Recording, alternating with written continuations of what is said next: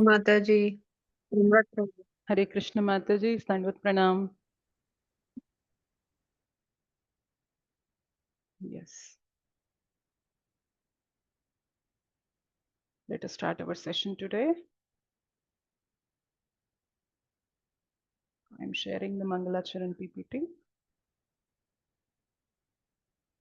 You also please recite at your end by being on mute. Okay.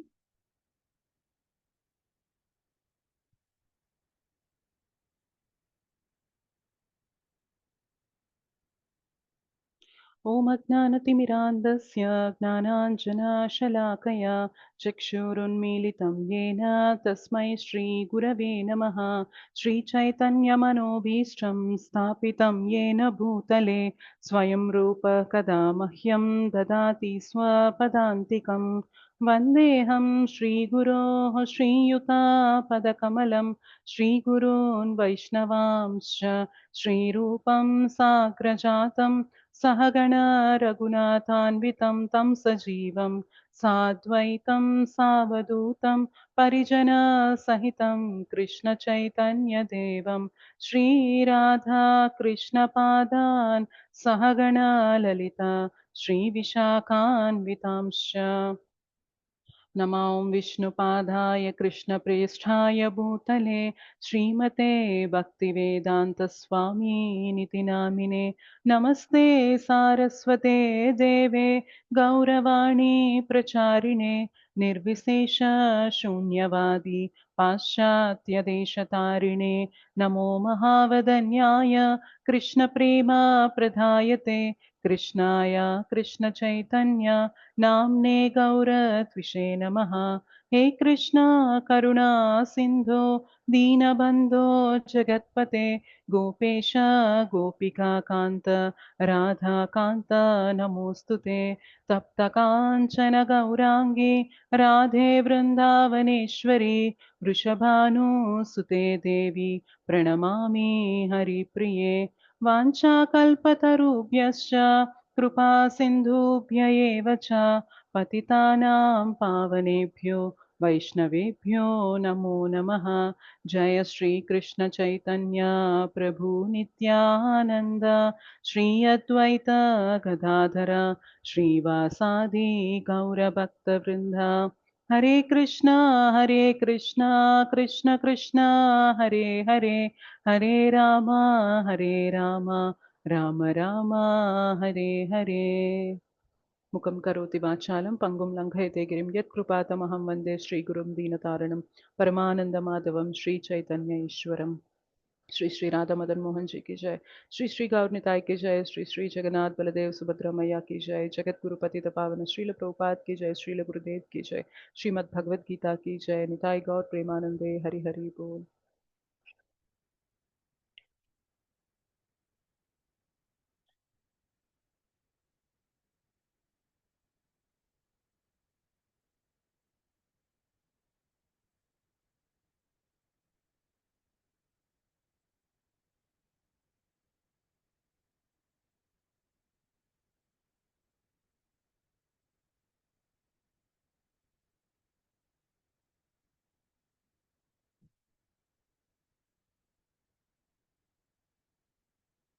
हरे कृष्ण माता जी। हरे कृष्ण माताजी, दंडवत प्रणाम। हरे कृष्णा दंडवत हरे प्रणाम। कृष्ण माताजी, दंडवत हरे कृष्णा दंडवत प्रणाम। So welcome to our Wisdom of Women Bhagavad Gita classes. Yeah. Today we are going to start chapter 6, that is Dhyana Yoga. Okay. Before that, let us quickly recap the acronyms for the first 5 chapters. What is the acronym for the 5th chapter? Step. Step. Yes. For the 4th? years. Years. Yes. The 3rd? Tree. Tree. Second one? Gita. Gita. Okay. And the first one? Doubt. Doubt. Okay. Nice. Thank you. I would request you to please turn on your videos if possible from your side. Okay.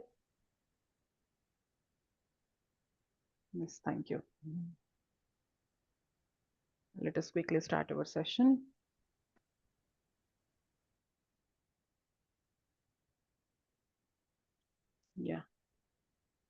So today we are going to discuss about chapter 6, Dhyana Yoga.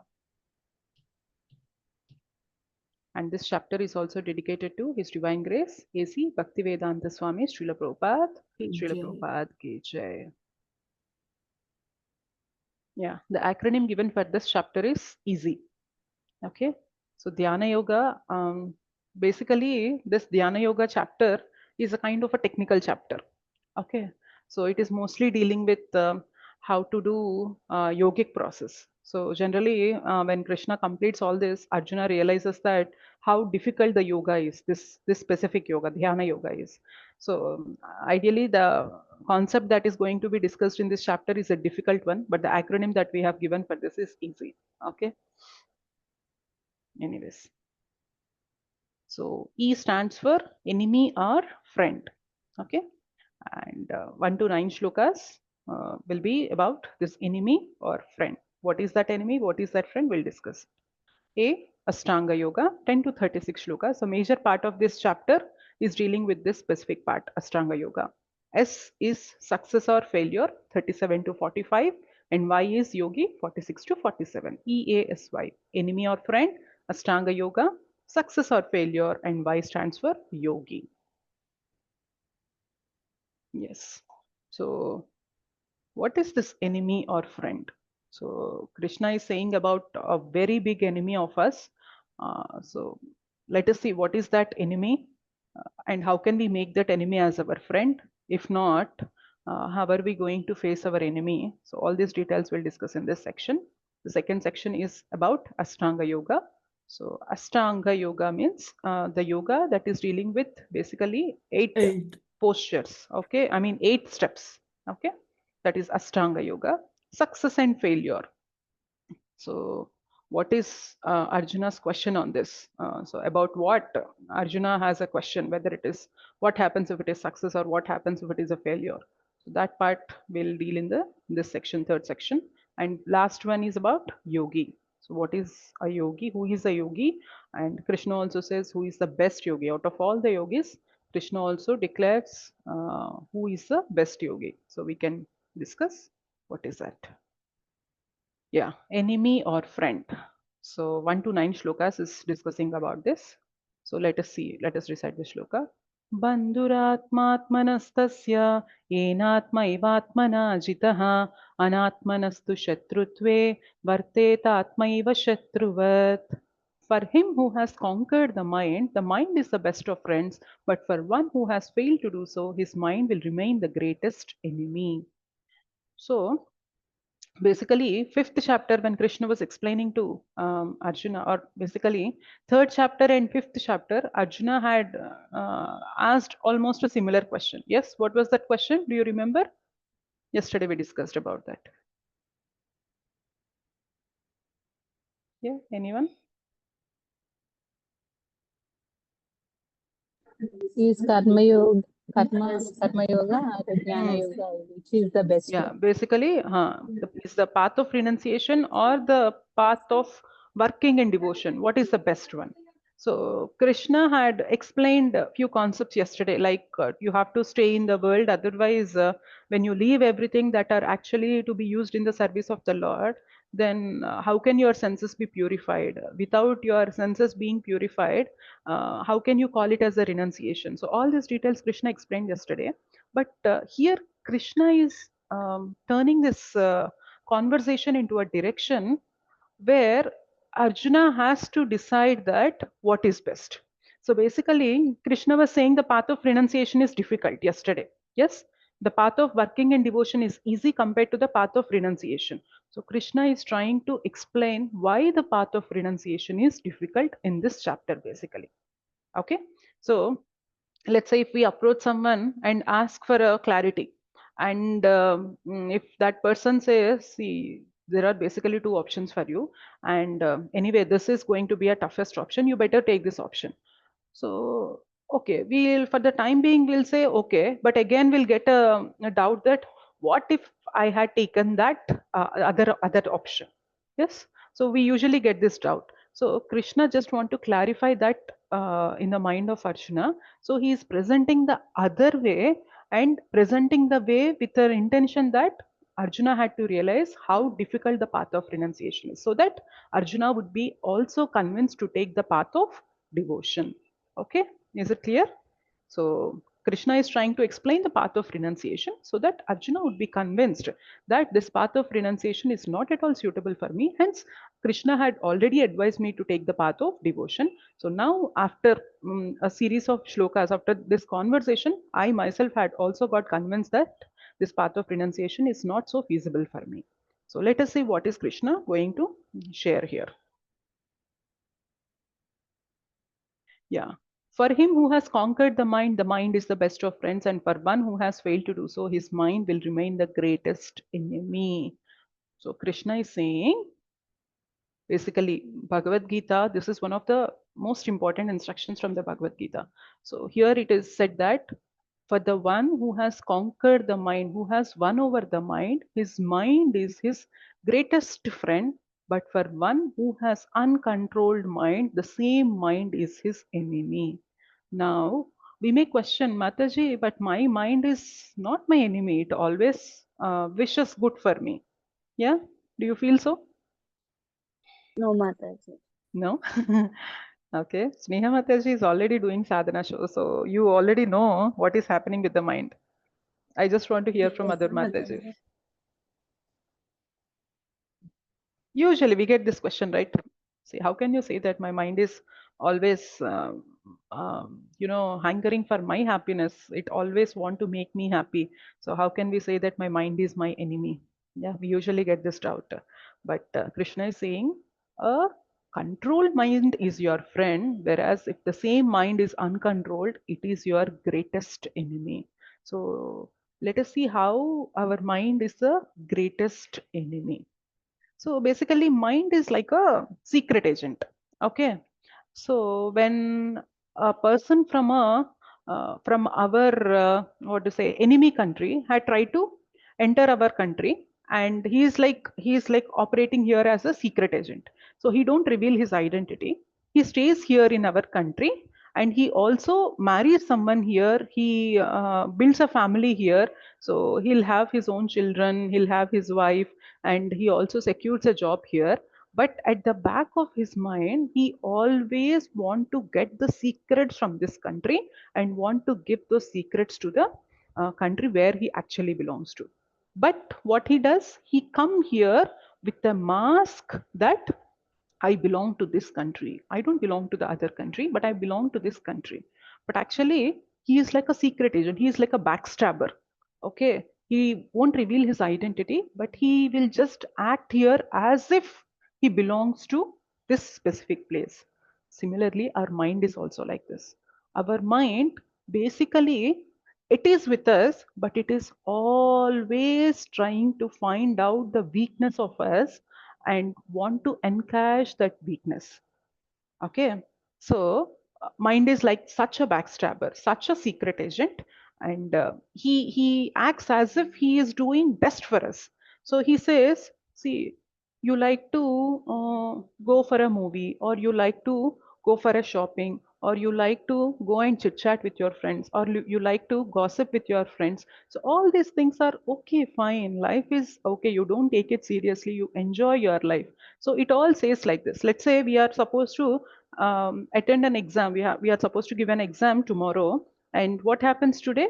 Our mind says, okay, there is a new movie that has been released, and everybody is saying the movie is fantastic. And if you miss this movie on the very first day, if you don't go and watch this movie on the very first day, then you are losing out a lot of happiness. Usually we'll get this kind of review, isn't it? Yes or no? Yes, Mataji. Yes, Mataji. Yes, Yeah. Mataji. Yeah. So tomorrow we have a very important exam that is going to decide our future. But today, our mind, who is acting as our very good friend, it is saying, see, your friends are all going. What happens? Just anyway, movie is just for 2 3 hours, right? You go watch the movie, come back, and then focus on your studies as if you already completed all your syllabus. You just have to revise everything. That's it, right? You don't need much time. Just 1 or 2 hours is enough. You would be able to revise everything. So it says everything with a positive talk or positive view, that we feel that okay, see, this mind is really taking care of me. See, it is saying to watch the movie, and it is also saying the idea to attend the exam tomorrow. So this is my very best friend. So what happens? We give up to our mind. So we start going out. So we go to the movie. So we spend some 2 to 3 hours of time there. By the time we come back, automatically we feel tired. Yes. And the mind says, that's okay, you just take for just half an hour, you go and take rest, sleep for half an hour, keep an alarm and go for half an hour of sleep, and then just wake up after half an hour. You don't even worry about today's night sleep, just sleep for 3 4 hours, and then you overnight try to revise everything. Definitely you would be able to excel your exam. The mind says all this. What happens? Usually keep an alarm for half an hour, and just half an hour break, that's okay, just get my mind be refreshed, and then I can concentrate with full focus and attention. What happens? We'll keep an alarm, we'll keep it aside, and we'll start sleeping. So alarm rings half an hour, and again the mind says just 10 more minutes. Okay, just 10 more minutes. Then you will be like super duper fresh, and you would be able to concentrate on the studies. Yeah. So we'll snooze it for 10 more minutes, and the next time alarm rings, it is like we'll stop it and keep it aside. And by the time we wake up, it is almost like the tomorrow morning 5:30 or 6 in the morning, and we have to supposed to attend the exam at, maybe we have to start from our house at 8, and we got just 1.5 2 hours. Then what happens? What our mind says, see, I say many things, but what happened to your intelligence? Don't you have the intelligence to take the right decision? Today you have the exam, and yesterday you went to the movie. What happens if you can just postpone the movie for 1 or 2 days? So, is there anything that they are saying, "Oh, we are going to play this show only for yesterday"? No, right? Can't you think of it like this? You are such a fool. You have a very important exam now, and why did you go for a 10 minute of snooze? So, all this is because of you. See, the one who has supported us yesterday to go and watch the film, the one who has supported us to take a nap for 30 minutes, the one who has supported us to snooze the alarm for 10 more minutes, now it is like a judge saying that it is you, the culprit, you went to the movie. So I said it casually, but I said it with a view to test you whether you are really interested in the exam or you are interested in going to the movie. But it is you who are the failure. You, what happened to your intelligence? See, when we see this kind of behavior, we'll get confused. Like yesterday, I felt some force within to go and watch the movie, and now I am feeling so depressed and so stressed out that the same mind is just throwing all bad words to me. Like you are so foolish, you are so waste, and you have just wasted your time like this. See, with this sort of behavior, we can just imagine that mind, although in the mask of a friend, is actually acting as an enemy to us. Yes or no? I have just taken a very raw example that usually happens in the life of a student. Yes or no? Yes, Mataji. Yes, Mataji. The same thing happens in different situations. Mind actually plays a double game. It initially says that you go and enjoy, and by the time we realize that no, I'm not supposed to enjoy, the mind takes the position of a judge, and it says that you are such an idiot and you have wasted all your time. So mind is such a backstabber. So it is like a secret agent. It always want to pull us down, but it acts as if it is doing so much good for us. So when we start believing this mind, what happens? We'll start creating havoc in our life. Yeah. So Krishna is straight away saying that your uncontrolled mind is your enemy. So we have studied so many classes, we have attended so many courses, but is there anywhere that you got to know that our enemy is our mind? No, Yes. ma'am. No, No, Mataji. nobody would say that. So everybody would say that whatever your mind says, just follow it blindly. Yeah, yes or no? The freedom is, what is your freedom? Your freedom is whatever you feel like doing, whatever you wish like acting, you just act it like that. That is the real freedom. Krishna is straight away here saying that That is the reason for your failure in your life. When you start listening to that foolish mind, you will become always a failure. It is your enemy. Identify your enemy. Yeah. So, mind is a very good servant, but it is a dangerous master. So, what we do usually is we take the mind as the master and we start leading our life with mind as the master. Yeah, that's why we create so much disturbance, so much anxiety in our life. But when we start treating the mind as our servant, then automatically all the things would be set right in our life. You understand what I'm trying to say? Yes, no? Yes, Mataji. Yes, Mataji.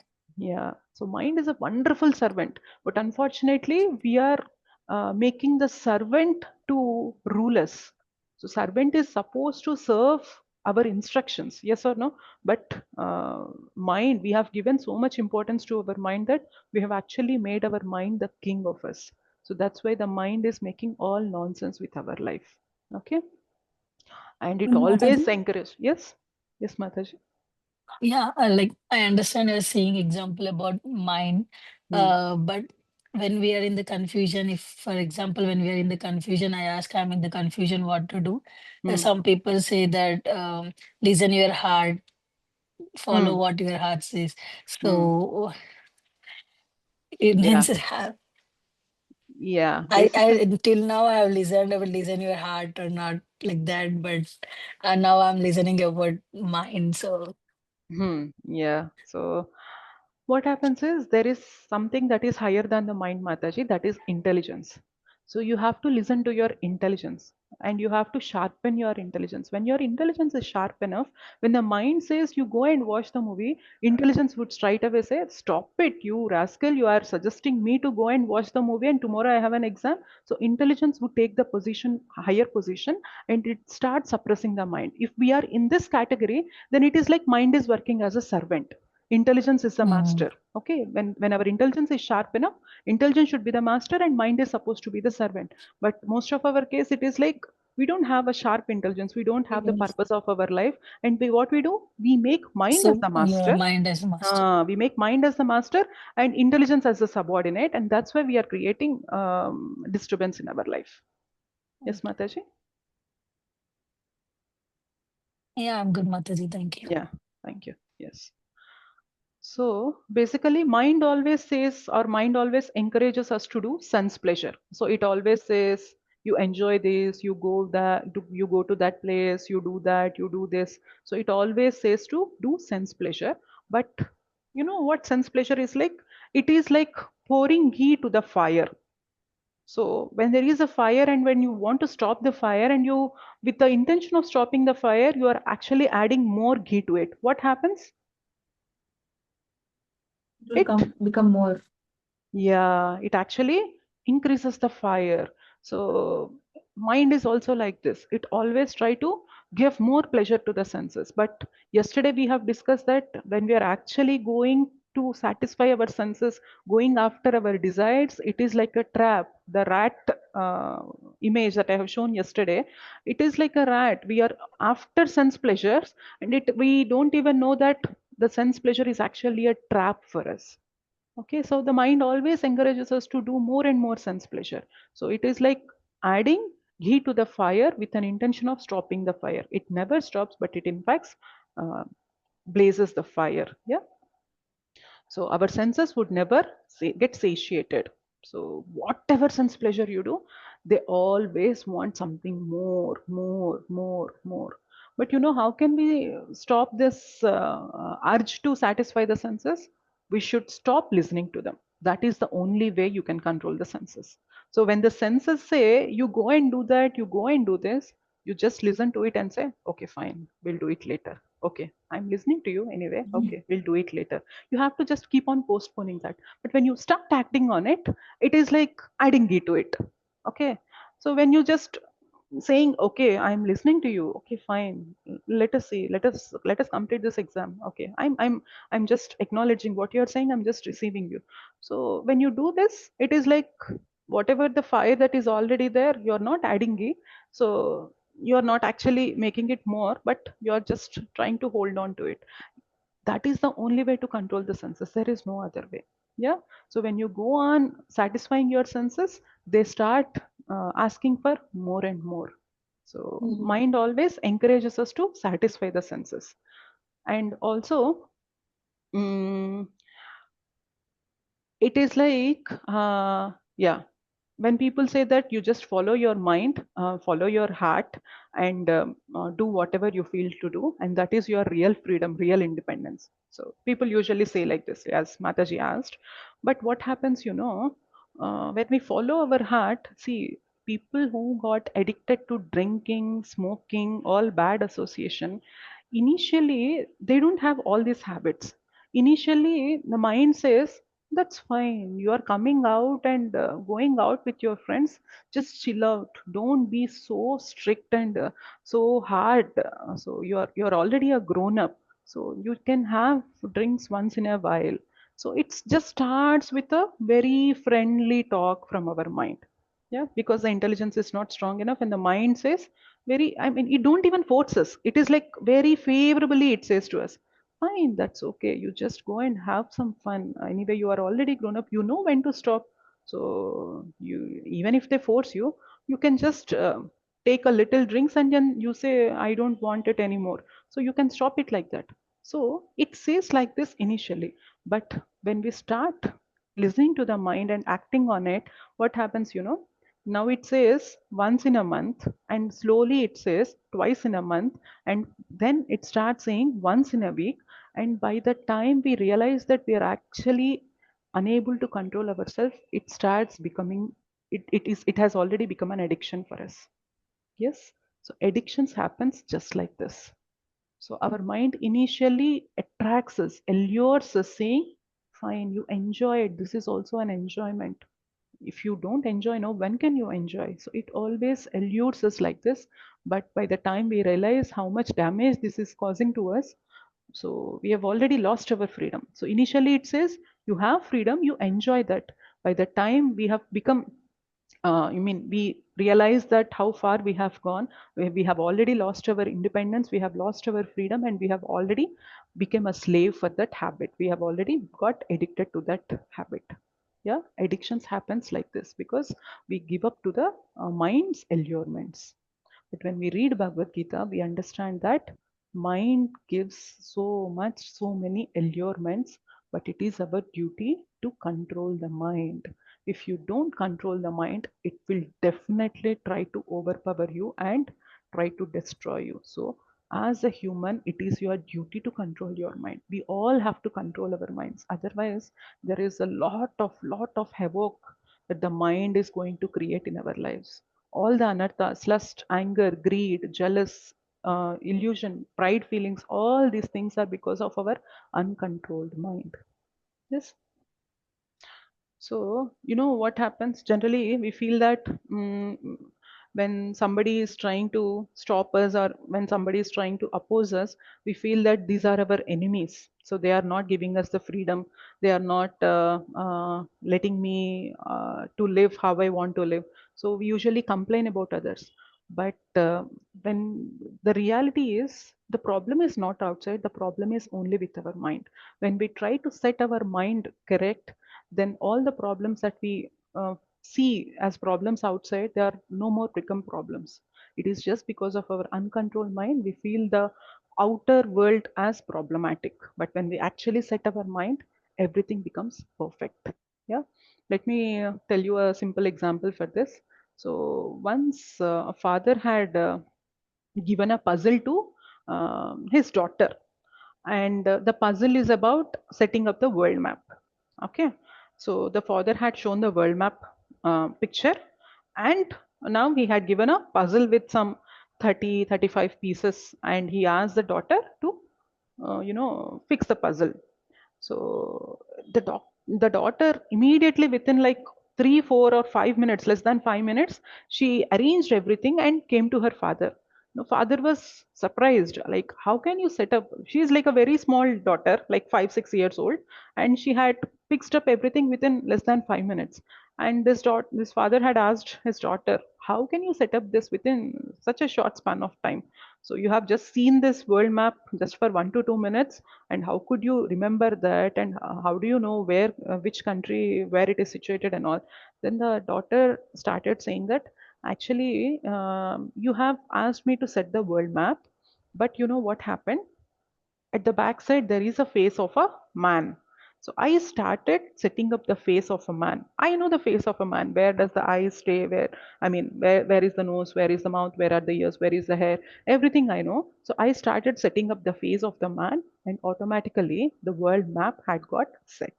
So when we understand this example with respect to our context, when we start setting up our own mind, when we start controlling our own mind, our own thing, then automatically the world would become perfect.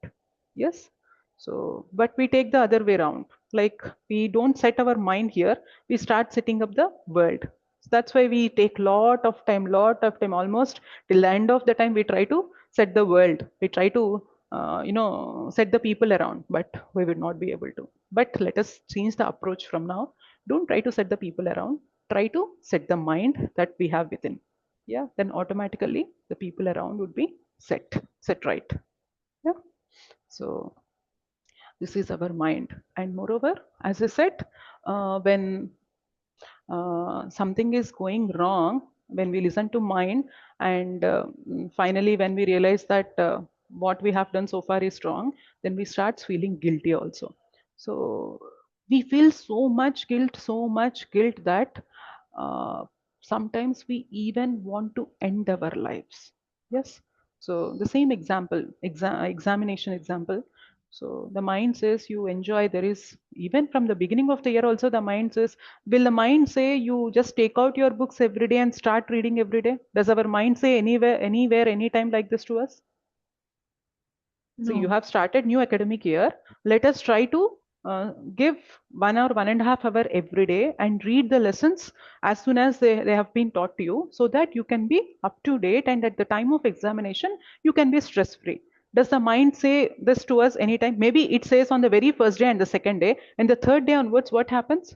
That's okay, fine. There is almost a year ahead, and why do you want to study everything now? You will not have anything to read in the exams time. It says like this now.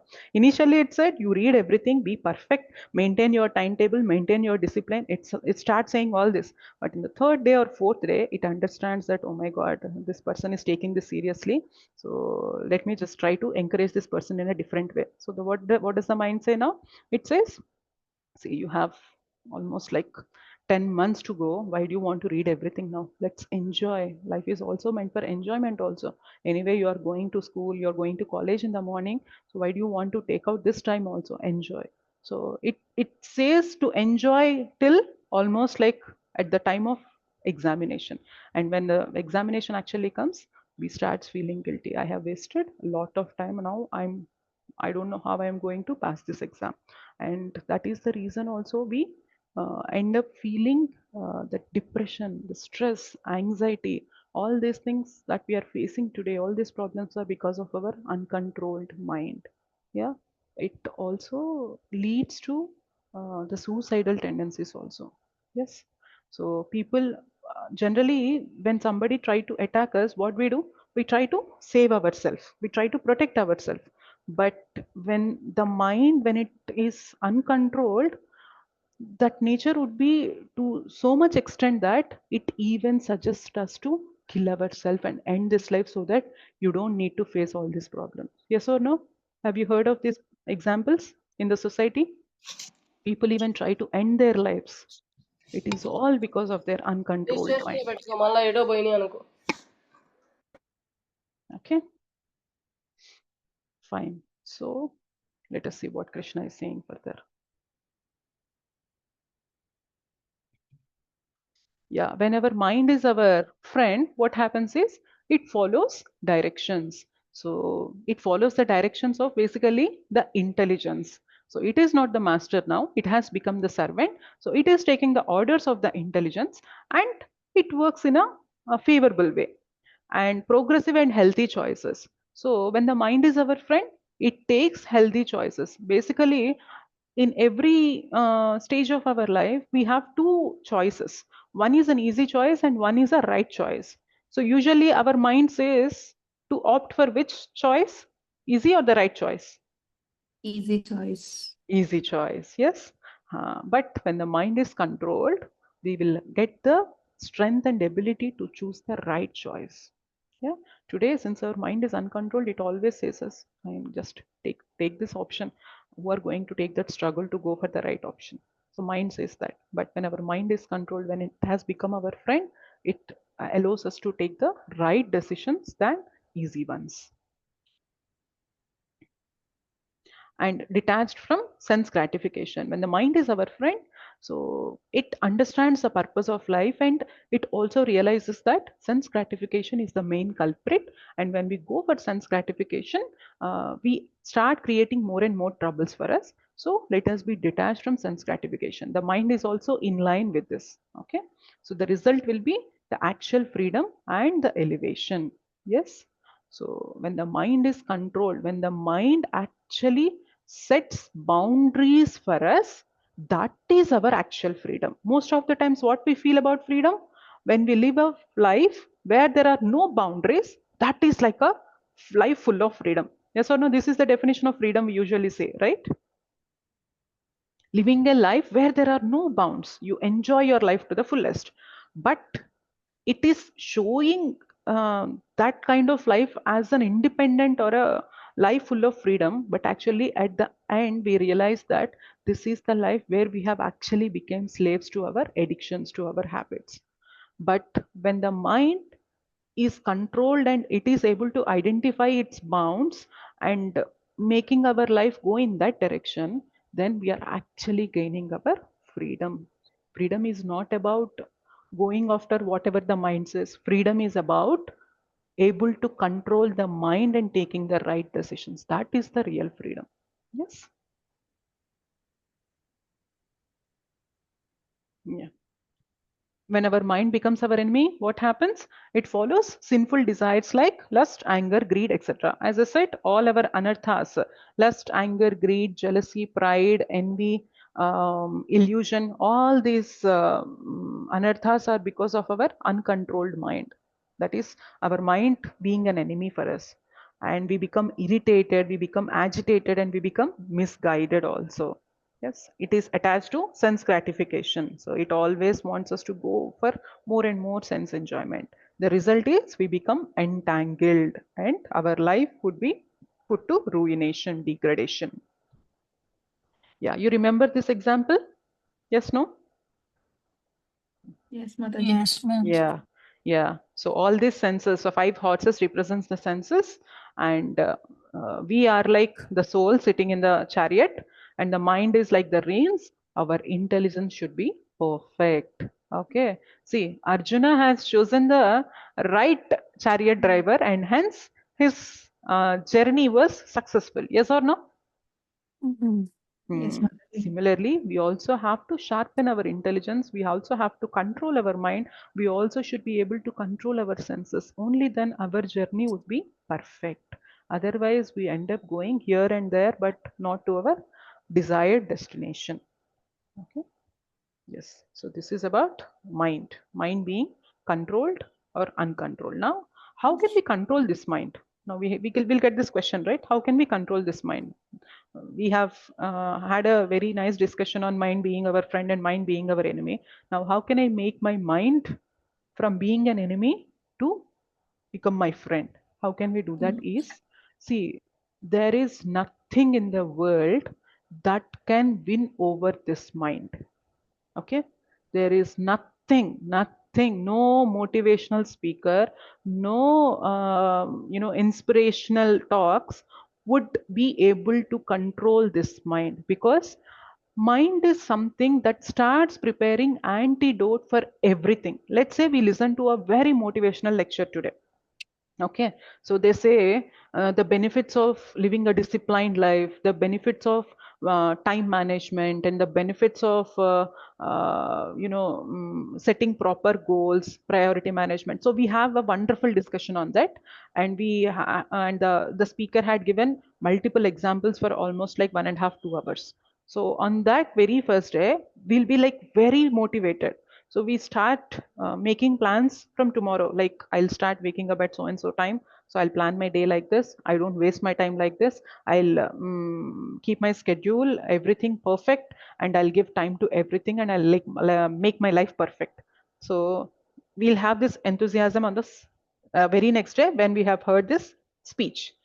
The next to next day, we might have little enthusiasm, but the enthusiasm level had actually dropped. And the third day, it would be again drop to very low grade. Now on the fourth day, it is like almost zero.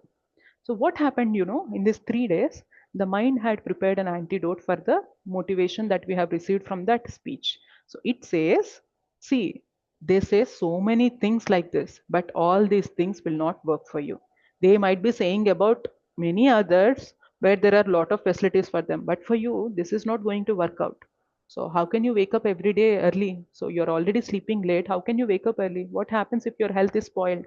So they don't know all this and they'll say all these things. Yes, is it correct or not? What am I saying? Will the mind say all this to us? Yes, no? Yes, Mataji. Yeah. So there is nothing that can actually conquer the mind. If we have to conquer the mind, there is only one solution, that is mantra meditation. Yeah.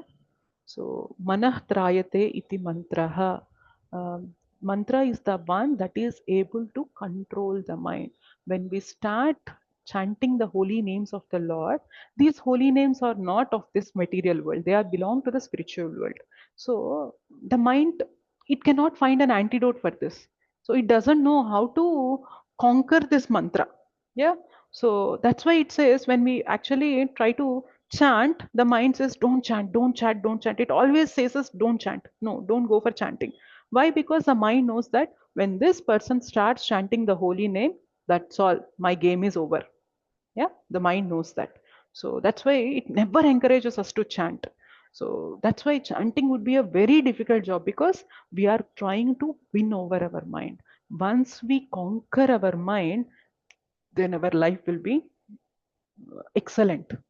Okay, till now we are facing so many issues, so many miseries in our life just because of our uncontrolled mind, and the only way to control the mind is by chanting the holy name. And there will be definitely struggle in chanting the holy name, because we are trying to fight against our mind, and the mind is like a very powerful thing. So that's why there will be struggle. But whatever the case may be, if you keep on chanting the holy name every day as a sadhana, then what happens, automatically within very uh, few uh, months, or within a very few years, you start realizing that your mind is the culprit, and you start realizing that how your mind is making your life worse, and you start realizing that how can I make this mind my friend. So it is only because of chanting that we would be able to control the mind. There is absolutely no other way to conquer our mind. So just by knowing this, do we have to take to the chanting or not? Yes or no? Tell me. So we understand how much mind is trying to influence us in a wrong way.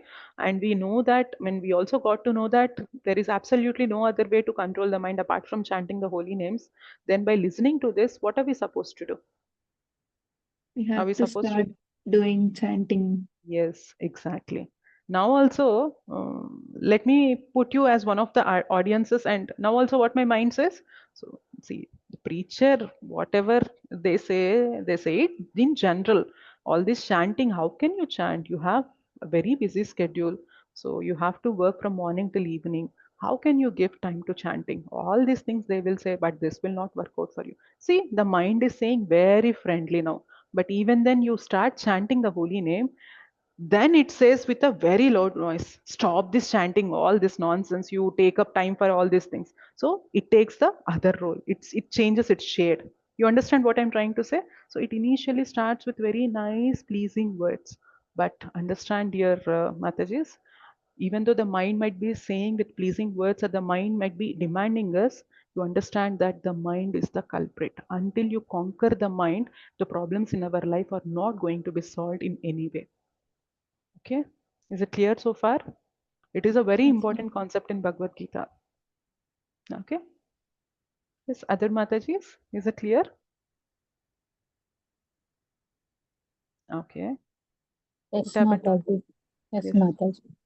Thank you, Mataji. What happened to other Matajis? Yes, Mataji. Yeah. Okay, fine. So, is it clear or not? Are the sessions clear or not? It's very clear, Mataji. It's clear. Yeah. Since I'm not receiving any responses, I'm doubtful whether Yes, are you yes, able to very understand it clear. or not. Okay, fine. Okay. It's very clear, Mataji. Yeah. Thank you. Okay. Let us just go to the next part. So we have completed enemy or friend. Now we'll just move on to the Ashtanga Yoga part. So as I said, Krishna is trying to give the view how much difficult this Ashtanga Yoga path is going to be. See, Arjuna said, I just want to renounce everything. But Krishna is trying to show how does the life of a renunciant will be. Then you decide whether you want to take the path of renunciation or you want to take the path of devotion. So Krishna is trying to present the life of a renunciant. Okay.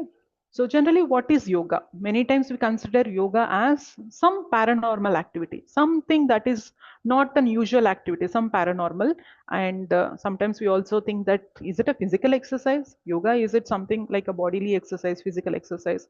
And we might also think of yoga as some gymnastics. Yeah. And sometimes we also see that few people who would twist their bodies like this. So we also feel that is it some sort of austerity of the body? So we'll be confused. What is this yoga basically? Yeah.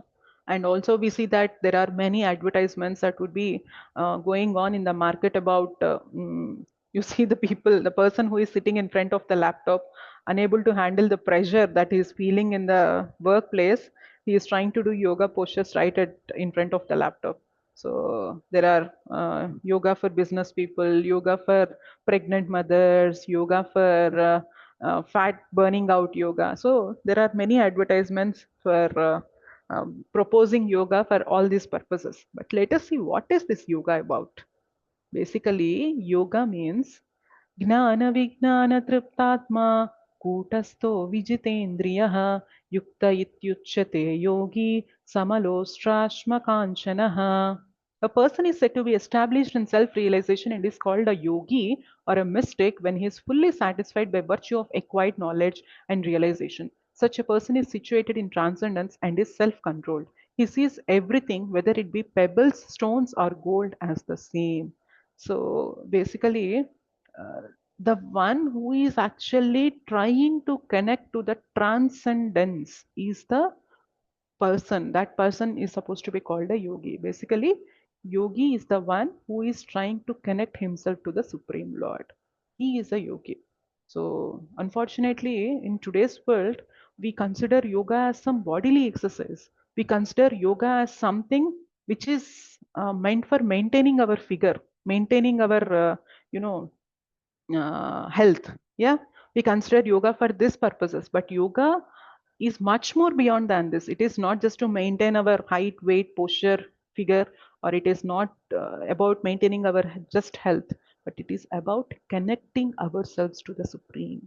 Yeah, that is yoga.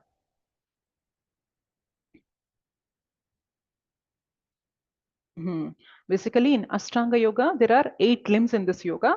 So it starts with Yama, Niyama, Asana, Pranayama, Pratyahara, Dharana, Dhyana, Samadhi. So we'll quickly see what is this Ashtanga Yoga about. But anyway, at the end, we understand that this Ashtanga Yoga is definitely not possible in this age. And Arjuna also says that.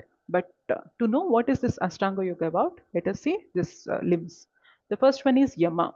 So Yama is about all the rules that are supposed to be followed, the do's. And Niyama is the don'ts, what are we not supposed to do, the negative prohibitions. Asana is our sitting postures. So how are we supposed to keep our body while doing this sadhana, while doing this yoga? Pranayama means it is all about controlling the breath. Pratyahara, it is about withdrawing our senses. Dharana is controlling the mind, basically fixing the mind. That is nothing but the absorption. So in the dharana stage, we try to control the mind, and dhyana is meditation on Vishnu, and samadhi is the complete trance where he is completely connected to the Supreme. This is the final stage of this Ashtanga Yoga. So when we see these steps, basically, so it is said here that, so as I told you, keep this in mind. Krishna is trying to present this yoga with a view that Arjuna have to know the difficulty in this yoga. Okay, difficulty in this path. Hence, Krishna started giving the details of this Ashtanga yoga. So in the Yama stage, the person who is trying to practice this yoga, he should live in a uh, alone in a secluded place and should always carefully control his mind. He should be free from desires and feelings of possessiveness. So basically, Arjuna, you are saying you want to take the path of renunciation. Now, let me tell you the 8 steps in the path of renunciation. The first step is you have to leave everyone. You have to go to a secluded place. Okay, you're not supposed to stay with your family. You have to go to a secluded place like a sort of a forest, and you should all try to control your mind. You should not have any desires. So you should be free from desires and you should be free from the feeling of possessiveness. So you should not be like, that is my kingdom, this is my wife, these are my children, so this is my kingdom, this is my home, these are my brothers, this is my mother. So these feelings of possessiveness you usually have, right? So you should be free from the feeling of possessiveness. This is what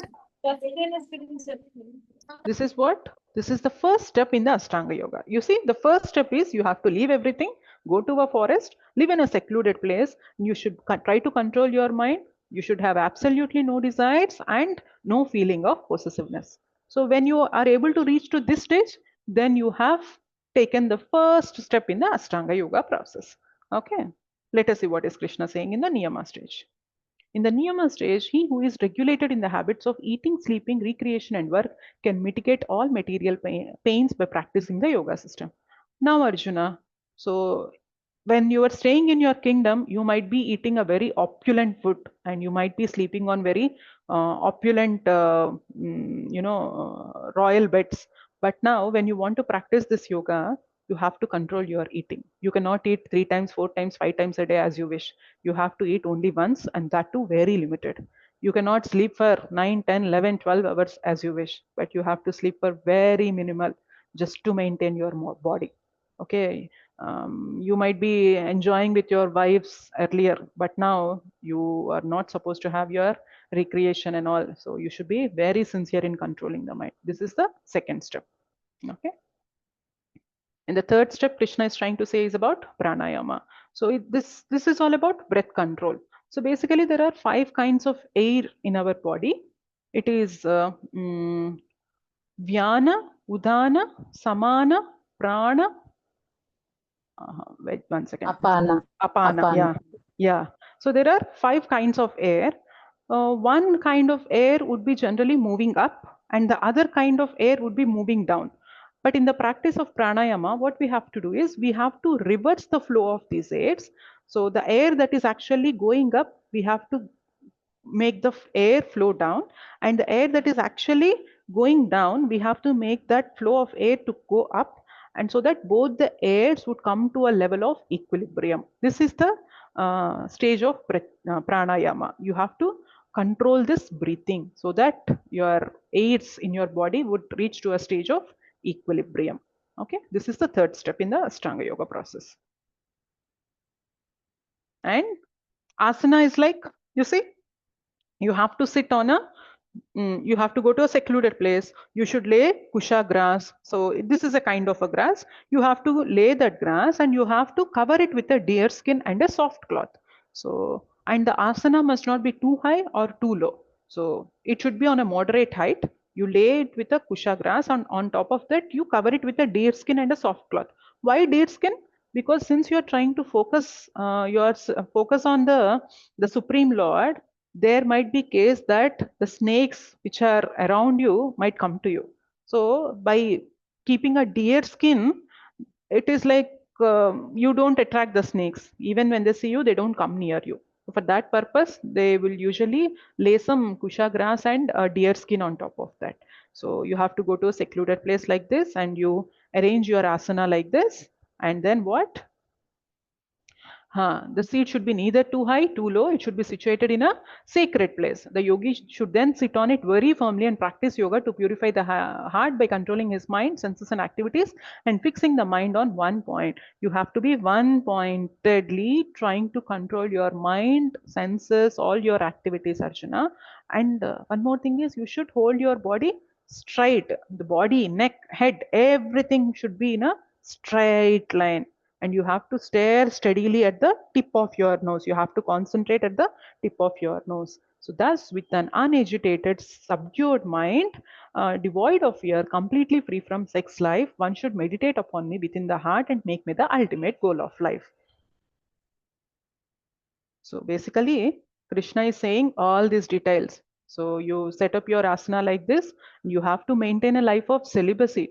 Till now, you might be saying, I have so many queens, but in order to take to this path of Ashtanga Yoga, you are not supposed to stay with your wives. You should be having a very strict celibate life.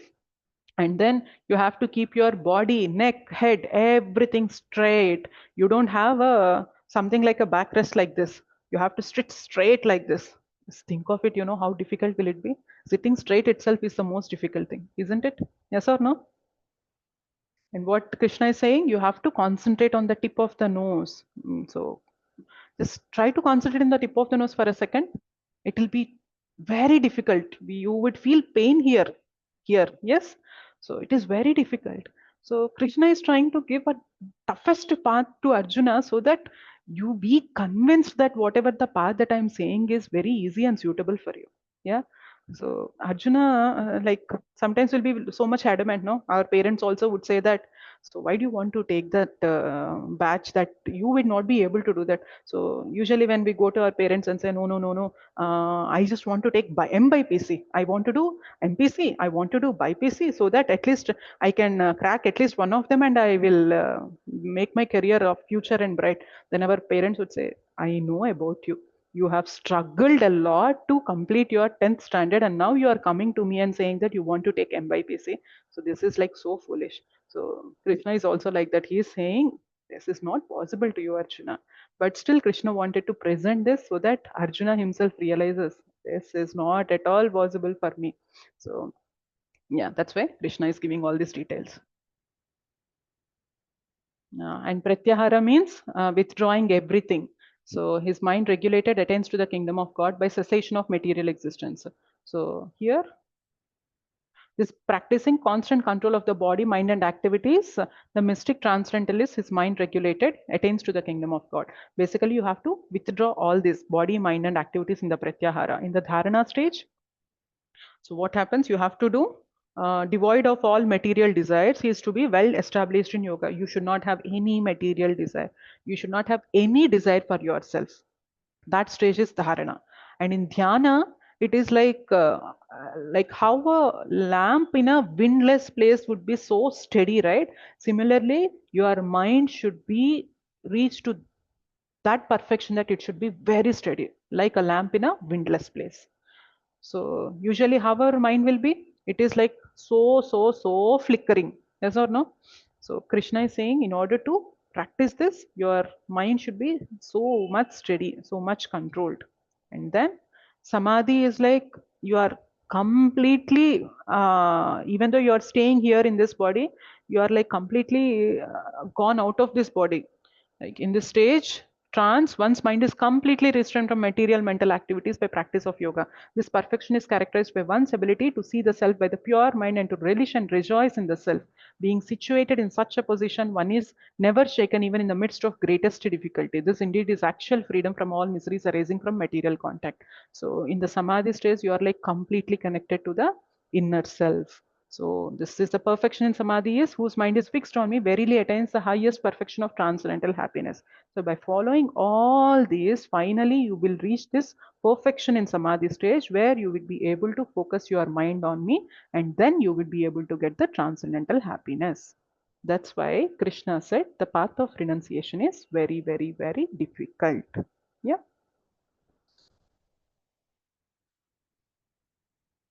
Can anyone do Ashtanga yoga? So we are also someone like this. We are also want to do Ashtanga yoga and see this this special creature is troubling here, getting so much struggled out. So we'll also be like this. So here it is said that one should have an unagitated mind to do Ashtanga Yoga. So think of our mind. Is it unagitated or highly agitated? What is our mind state?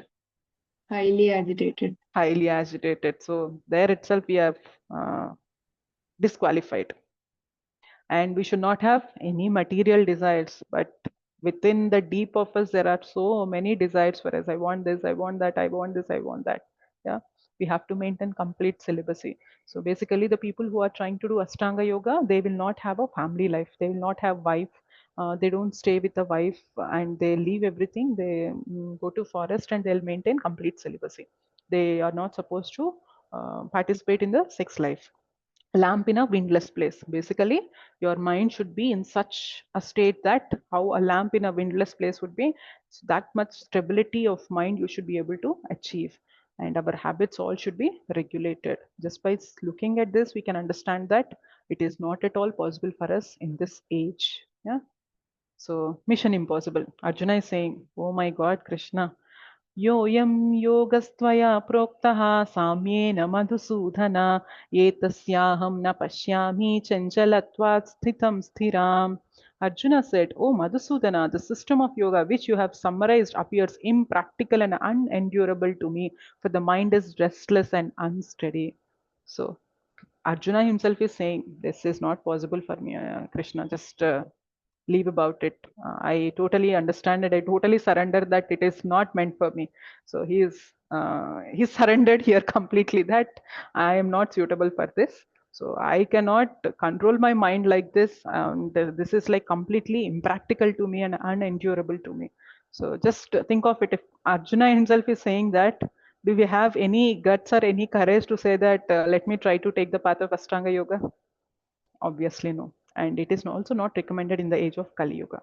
Okay.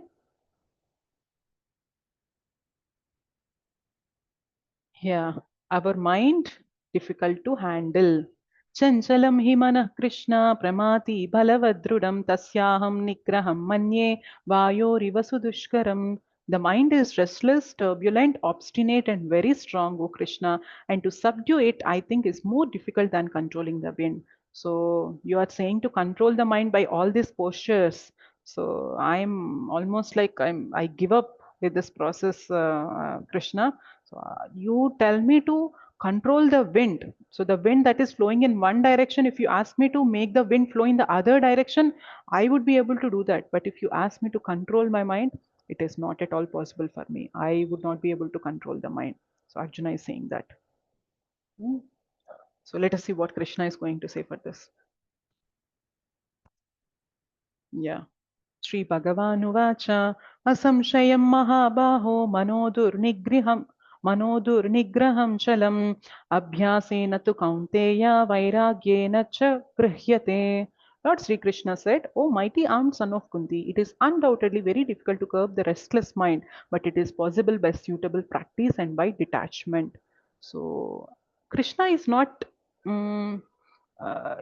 rejecting the statements by Arjuna. Krishna is accepting and saying that whatever you said is absolutely correct, Arjuna. The mind is very, very difficult to control. See, the Supreme Lord, the person who has created us, he is saying the mind is difficult to control. But now, when we, after listening to Bhagavad Gita, when we still try to say that I would be able to control my mind, then it is like our utter foolishness. The creator, the one who had created us, is saying that you would not be able to control your mind. That is for sure. But in order to control the mind, there is only one way, and that is by practice and by detachment. That practice and detachment is none other than the sadhana process that we have discussed in our sessions. Yes, the chanting process, associating with the devotees, serving the Supreme Lord with our senses. This is the process that Krishna is recommending here. Until you take to that process, it is impossible to control your mind. The only way to control your mind is by this practice, by this sadhana, by this nama japa. Only through that you would be able to control the mind. Hmm. Yeah. Formula to control the mind. Abhyasena, following 9 processes of bhakti, especially hearing and chanting. Basically, there are 9 processes of bhakti. Shravanam, Kirtanam, Vishnu, Smaranam, Padasevanam, Archanam, Vandanam, Dasyam, Sakyam, Atmanivedanam. So there are 9 different ways where you can follow this path of devotional service. But out of these 9 processes, the topmost are chanting and hearing. So now you are hearing, right? You are hearing the knowledge of Bhagavad Gita. So this is also the way where you would be able to understand what is going on with our mind. Yes, most of the times we try to understand what is going on in our mind, but we don't understand what is going on with our mind in our life. Yes or no? You are trying to understand what I'm saying? We know what is going on in our mind. What is going on in our mind? You enjoy that, you enjoy this, you enjoy that. But what is going on with our mind? It is about our own degradation. Our mind is actually trying to pull us down. It is not letting us or giving us a scope to go and find the meaning of our life, the purpose of our life. It is always trying to pull us down. So just by this process of devotional service, especially chanting and hearing, we would be able to control the mind and the detachment, detaching the mind from activities not devoted to the Lord. Basically, our sense gratification. As I said, when we do more and more and more of sense gratification, it actually leads to more desires. So the desires would not be satiated, but it leads to more and more desires. So we have to detach from our sense enjoyment. Only then we would be able to control the mind. Yeah. So E and A are completed, enemy or friend, and Ashtanga Yoga are completed. Let us move on to success and failure. So Arjuna is asking a question here. What happens to those yogis who could not become successful? Krishna, you have said about multiple yogas so far. So you see, we have discussed about Karma Yoga in 3, 4, 5 chapters. Yes, third chapter is Karma Yoga. Fourth chapter also we discussed about different karmas, akarma, vikarma, karma. And in fifth chapter also we discussed about action and Krishna consciousness, how we are supposed to act. So we have to act keeping Krishna as the center. Yesterday we discussed all this. So you have given multiple details about these different yogas. And in the second chapter, you have given me about the knowledge of the soul and the body. So that is like Jnana Yoga. Okay. And now in this chapter, you have given me about this Ashtanga Yoga.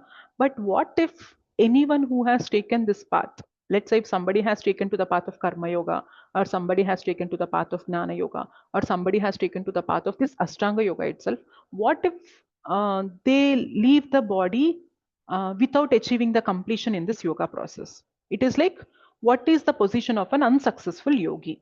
So somebody has taken to this process, but he has not completed it. He is somewhere middle, but he had left his life. So what happens to such kind of a person?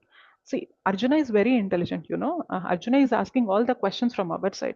When somebody says you do this, so we usually say, what if I stop it in between? Will I be able to get anything for the effort that I put in so far? Yes or no? We would ask all these questions, right? So Arjuna is also asking on our behalf. So he is asking, what if somebody who has taken to the path of yoga, that means they have taken either karma yoga or gnana yoga or ashtanga yoga to actually connect to you, but they are not successful in their attempt. So what is their position? So Krishna is saying, the unsuccessful yogi, after many, many years of enjoyment on the planets of the pious living entities, is born into a family of righteous people or into a family of rich aristocracy. So basically, you have started this process of yoga. So let's say you have not completed it, but you have completed to some extent. And what happens, you know, once you leave this body, you would be able to go to a place where you can enjoy lot of enjoyment. And after that, you would be given an option to take birth in a family of a righteous family, where all the culture and all the rules and regulations as per Vedas are followed. In that family, we would be given a life. Okay, so there is nothing lost, Arjuna, basically. Whatever you have done so far, you would be given, you would be awarded with the benefit of enjoying in pious kingdoms, and after that, you would be given a life in a righteous family. So, whatever you have done is not going to get wasted, but that you will be going to experience in your future births. Okay, and let's say if the yoga process is almost completed, like we have completed 90-95% of our yoga process, and we are yet to complete some 5-10% or 15-20%, that is just balance pending. And what happens, we will be given a chance to take birth in the family of devotees. So when we are given a chance to take birth in the family of a devotees, right from the childhood or right from the time when we are in the womb of our mother, we start listening to the names of Krishna. We start listening to Harikatha. We would be given prasadam every day. So we would be in the association of devotees every day. So automatically, when we are born, we will be having a very, very conducive environment to complete our path of yoga, and we would be able to complete that in that lifetime. So isn't it beneficial? Yes or no? So even though you complete it fully, or you complete it halfway, or you almost at the end of the line, but there is some more pending, in all these cases, you would be given a suitable life in the next lifetimes, so that you can continue this process and you would be able to complete it. So especially the option that Krishna had given, birth in the life of in the family of a devotees, is the best thing. So the devotion would be very natural to us. Now, after reaching to this age of 14, 20, 25, 30, 35, 40, 45 years, now we are taken to this path of devotion. But let's say from the very beginning we have taken this path of devotion, then it would be very easy to chant the names of the Lord for us. It would be very natural for us to hear Krishna Katha every day. Now we might be feeling it difficult because we have taken it almost at the mid of our life. But if it is from the very beginning, it is like a head start to us. It would be very, very, very conducive for our bhakti or for our yoga process. Okay. So even though you're unsuccessful, there is no failure for you. Okay. Is it success or failure? It is always success. Yeah. There is no question of failure once you take to this path of yoga. And the last aspect in this chapter is why yogi. So who is best? So basically, Arjuna is asking, there are multiple yogas that you have given us so far. As I said, karma yoga, dhyana yoga, gnana yoga, all these yogas you have given us, but what is the best thing? So Krishna is saying about this yoga ladder here. All other yogas are progression towards the ultimate destination, bhakti yoga. So you see, karma yoga, it is like a ladder. The karma yoga, gnana yoga, dhyana yoga, and the ultimate, the topmost rung in this ladder is bhakti yoga. So now, when we are trying to chant the holy names of the Lord, when we are trying to hear the Bhagavad Gita, when we are trying to associate with devotees, where do we fit into in this yoga ladder? Tell me, is it karma yoga, is it gnana yoga, is it dhyana yoga, or is it bhakti yoga?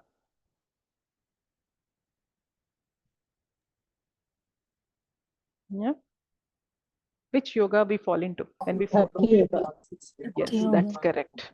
So by just taking to the names of the Lord, by hearing the Krishna Katha, by following the instructions of Krishna given in Bhagavad Gita, and by associating with devotees and by doing devotional service, we automatically keep ourselves in the topmost rung in the yoga ladder. That is Bhakti Yoga.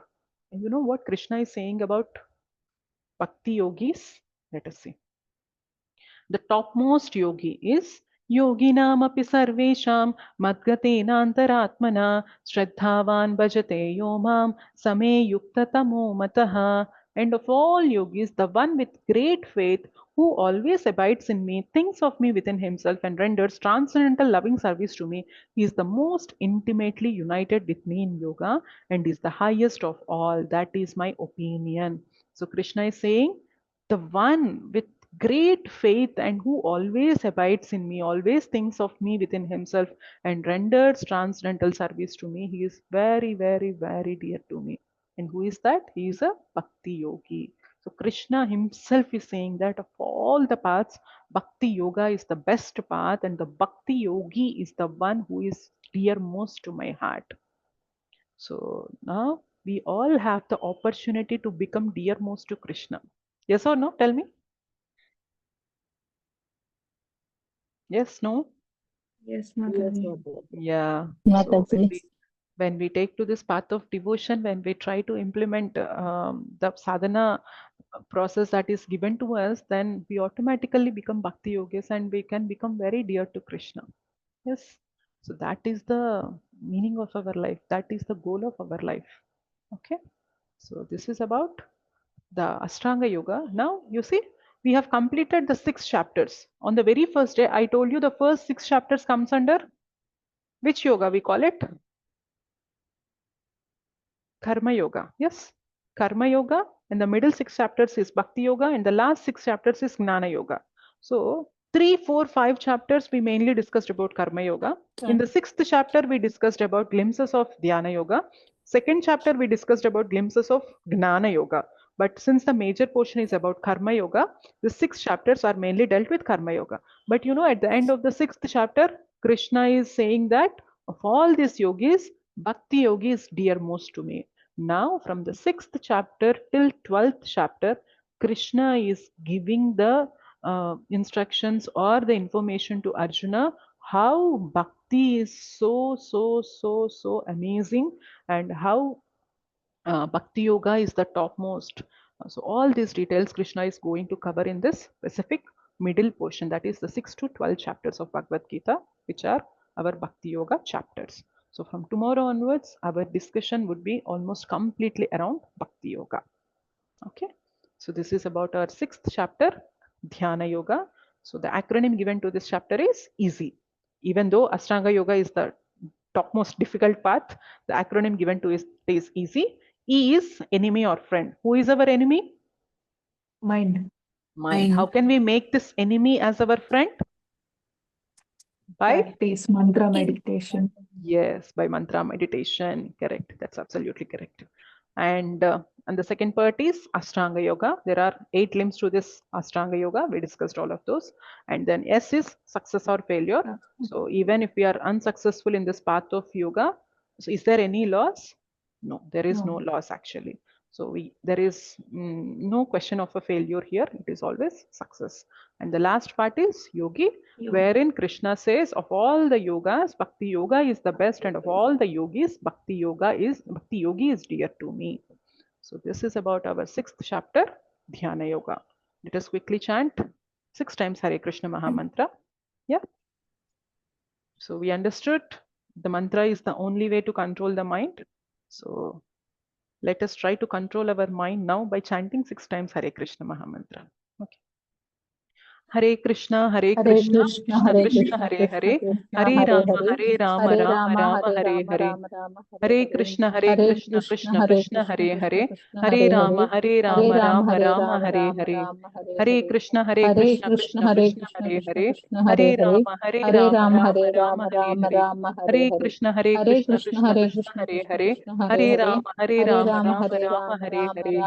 Hare Krishna, Krishna Krishna, Hare Hare, Hare Rama, Rama Hare Hare.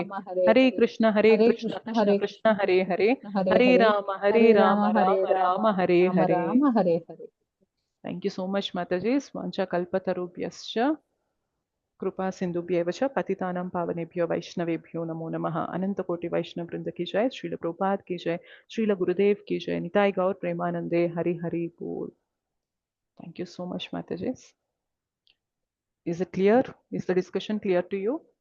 Yes, Mataji. Yes, Mataji. Yeah. Hare Krishna Mataji, Dandavat Pranam. Hare Krishna, Mataji. Dandavat Pranam.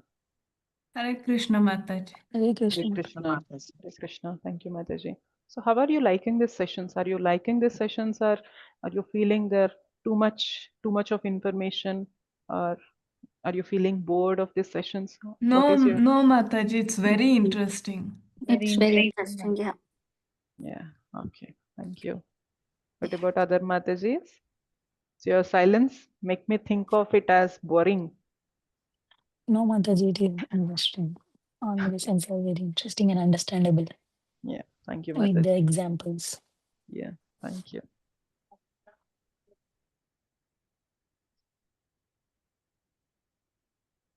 Mataji, just wanted to share that this concept of that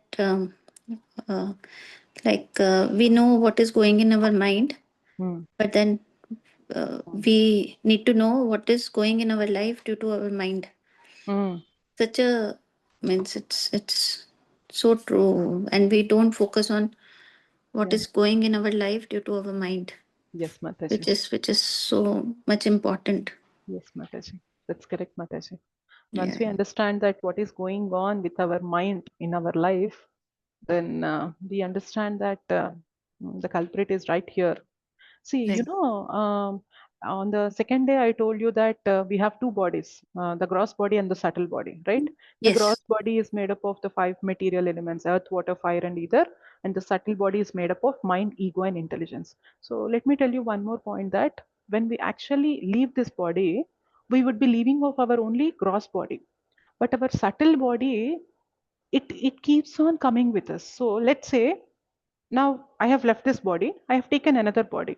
So this body, the outer body, outer covering of the body would be mixed into all the five elements, earth, water, fire, and ether. Either if I bury it or if I burn it, it will be mixed up. But the gross subtle body, that is my mind, ego, and intelligence, it travels with the soul and it takes up another body. Okay, so basically, whatever the feed that we are giving to our mind, whatever that we are doing with our intelligence today, that is not going to be with us just for this lifetime. They are going to accompany us for the further lifetimes also. That's why, so for few of the people, when they see of heights or when they see, for me, when I see a lizard, I feel very awkward. Yeah, so some of you might also feel the same because I might had a very bad experience with that special creature in my past lives, and that had become a very strong imprint on my mind. Now, even though I don't have that experience in this lifetime, I still had that experience being carried in my mind because I'm carrying the same mind, same intelligence through all my lifetimes. So the point here is there is no way that we can get rid of this mind. There is no way that we can get rid of this ego. There is no way that we can get rid of this intelligence. We have to carry them along with us. The only way we have is we have to train them. Yeah. So we might leave this outer body, but the subtle body is always accompanying us. And the more negative we feed into the subtle body, the more negative we carry in the further lifetimes also. Hence, sadhana is really, really important. We might feel that, okay, let me just get rid of this life and next life I might be having a very beautiful life. No, but whatever the mind that we are carrying now, the same mind we are going to live with it in the next life also. So it is our prime duty to train our mind, to control our mind. If not, the mind would be trying to control us, and we end up ruining our life, destroying our life. Yes. Is it clear? Yes, So the yes, yes. subtle body Mataji. comes with us. Yes, yes. So we perform few actions, even if few people tell not to do, but still we do it because I think that is very strong in us, like Yes. mind and ego, Yeah. and we That's just, why. even if they tell multiple times, guide us, Yeah. tell which is means if I am doing something and my parents are telling me, please don't do it, it will harm you. Mm. But then maybe that is been carried away from our past lives, and Yes. we have to make sure that we erase those imprints and Yeah. get better. The problem is you cannot erase them also. You have to give very strong other impressions. So you might be having different impressions on the mind. You would not be able to erase them. You cannot replace your mind also. So two options are ruled out. The only option that we have is you have to build a very positive, strong imprints on the mind now. The only way to build those strong imprints on the mind is by chanting the holy name. Okay. Yeah, by surrendering to the Lord, by taking to the holy names of the Lord, automatically whatever the impressions that we are carrying from multiple lifetimes would be given a new impressions that the old impressions would not be able to, that they will not have any more strength to come up. So Right. just we are not erasing them, but we are just imprinting them with spiritual impressions. Correct, That's correct. how And we it's would so be. deep actually. It's Yeah, very deep. Yeah. yeah, it's very deep, Thank you. Mataji. Yeah. Yeah. Thank you so much, Mataji. Thank you so much, Mataji. I'm glad that at least few of you are showing really great interest in learning the subject. So I'm so happy. So Bhagavad Gita is not just something. It is about shlokas, or it is about pronouncing the shlokas in some meter. No, there is lot of philosophy in it. Yeah. So we understand what is happening with our life. Where are we going? What is our life? What are we supposed to do? What is our mind? What is our intelligence? What is our ego? What are we supposed to do in our life? Everything is written crystal clear in Bhagavad Gita, but unfortunately, we don't take to Bhagavad Gita. Yeah. I'm so happy, so glad that, of course, our classes, when they started on the very first day, there were very high count, high count, but still, even though the count had dropped, I'm still happy that there are at least few souls who are sincere, and I feel that Krishna had arranged all these classes just for all of us here. By saying Krishna Katha, I am getting purified, and by listening to all these concepts, you are also getting purified. So this is an opportunity, platform given to us by Guru, Krishna, and Vaishnavas to get us purified. Yeah. Thank you so much, Mataji. I'm so glad and I'm so happy that I got an opportunity to serve all of you in this way. Thank you so much. Thank you, Mataji. Thank Yeah. you, Mataji. Thank you. Any more questions? Try to ponder on these topics. Maybe when you're free, once this class is completed, you try to see what we have discussed on enemy or friend, what is discussed on Ashtanga Yoga, what is discussed on success or failure, what is discussed on yogi. So try to contemplate on these topics, and we can see wonderful realizations from these topics. Yeah. Once you just hear and leave it, that is one part to it. Ponder on these topics, think about all these topics and how they're actually, they make your life better when you try to implement all these teachings in your life. Ponder on these topics. You will see a lot of transformation in you. Yeah, you will understand the importance of this knowledge in our lives. Thank you so much, Matajis. So it was wonderful talking to all of you, discussing this beautiful concepts of Bhagavad Gita to all of you. Thank you. Hare Krishna, Danvat Pranam. Hare Krishna, Mataji. Hare Krishna. Thank you, Mataji. We'll meet again tomorrow with the first chapter of the Bhakti Yoga. That is the 7th chapter. Okay. Thank you. Hare Krishna, Danvat Pranam.